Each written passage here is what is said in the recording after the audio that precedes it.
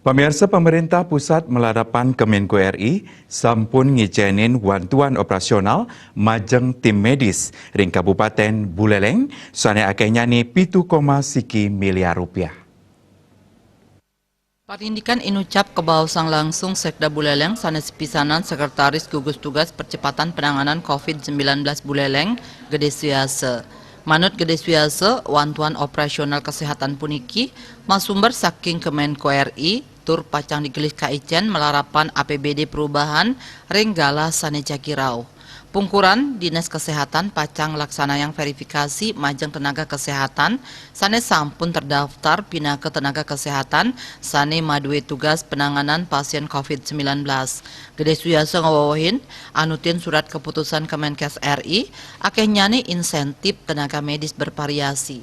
Wilangan sane katrima makatah 7,5 juta rupiah ngantos 15 juta rupiah. Gede Suyase ngawohin dana operasional puniki wantah kaicen majang tenaga medis sane bertugas. Tios punike insentif tenaga non medis sekadi sopir ambulans, petugas kebersihan ring rumah sakit ketanggung oleh pemerintah daerah. Dari PMK itu 7,1 M. Ini jelas di situ namanya BOK, bantuan operasional kesehatan, yang diperuntukkan adalah untuk insentif tenaga kesehatan. Nah, nanti ini juga harus masuk dulu di dalam APBD ya, perubahan refocusing. Ya, kita setiap bulan ada refocusing kalau ada tambahan baru, dana baru dari pusat. Kemudian setelah itu dari Dinas Kesehatan ya, ini akan melakukan verifikasi kepada semua nakes yang terdaftar dalam hal menjalankan tugasnya. Karena di situ ada rumus. Ada rumusnya.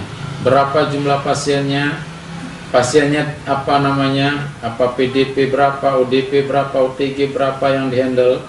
Jadi itu semua diatur. Ya, nanti diverifikasi dulu oleh Dinas Kesehatan untuk menentukan siapa nanti mendapat berapa insentifnya. Ya, jadi secara detail tentu belum bisa disampaikan. Karena nanti secara gelondongan saya bisa sampaikan tidak dapat angka 7,1 M.